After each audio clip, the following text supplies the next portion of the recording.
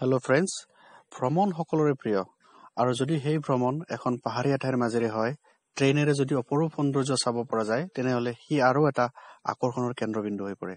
আজি মই তেনেকুৱা এটা কথা ক'ব বিচাৰিছোঁ। সেইটো হৈছে গুৱাহাটীৰ পৰা শিলচৰলৈ যাওঁতে ডিমা হাছাও জিলাৰ অপৰূপ সৌন্দৰ্যৰ কিছু কাহিনী। ডিমা হাছাও জিলা আমাৰ অসমৰে এখন জিলা, যিখন জিলা প্ৰায় পাহাৰেৰে আগুৰা। আৰু এই পাহাৰেৰে আগুৰা সমগ্ৰ ঠাই যদি আমি ট্ৰেইনেৰে ভ্ৰমণ কৰোঁ, তেনেহ'লে অপৰূপ সৌন্দৰ্যৰ শোভা আমি দেখিবলৈ পাওঁ। আৰু তেনেকুৱা এটা যাত্ৰা মই কৰিছিলোঁ গুৱাহাটী ষ্টেচনত ৰাতি 11:55 যিখন শিলচৰ গুৱাহাটী বিজি এক্সপ্ৰেছ আছে।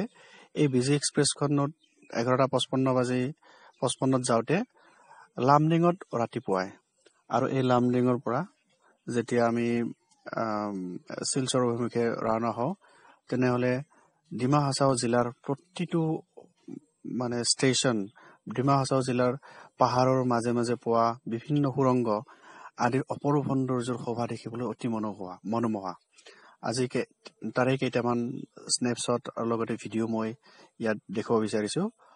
আশা কৰোঁ এই সৌন্দৰ্যখিনি আপোনালোকক অতিকৈ আকৰ্ষিত কৰিব। চাওঁ আহক এই সুৰংগবোৰ মাজে মাজে আগবঢ়া আমাৰ ট্ৰেইনখনৰ কিছু গতিৰ বৰ্ণনা।